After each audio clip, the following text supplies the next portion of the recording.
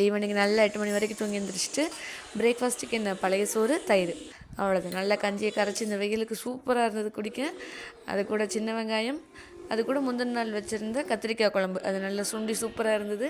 இது ஒரு வாய் அது ஒரு வாயின்னு வச்சுக்கிட்டு பிரேக்ஃபாஸ்ட்டை முடிச்சாச்சு. பிரேக்ஃபாஸ்ட்டை ஏதோ இப்படி தயிர் ஊற்றி கரைச்சி குடிச்சாச்சு.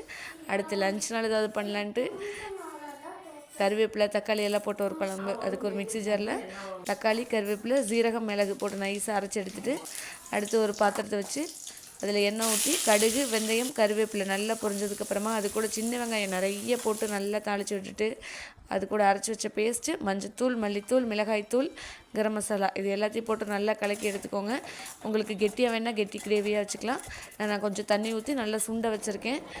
கொஞ்சம் நிறையாவே தண்ணி ஊற்றி அதை நல்லா சுண்ட கொதிக்க வச்சுட்டு அது நல்லா கொதி வந்ததுக்கப்புறமா அதில் ஒரு சின்ன ஸ்பூன் அளவு நாட்டு சக்கரை, உங்கள்கிட்ட மண்டவெல்லாம் கருப்பட்டி நீங்கள் எதனாலும் போட்டுக்கலாம்.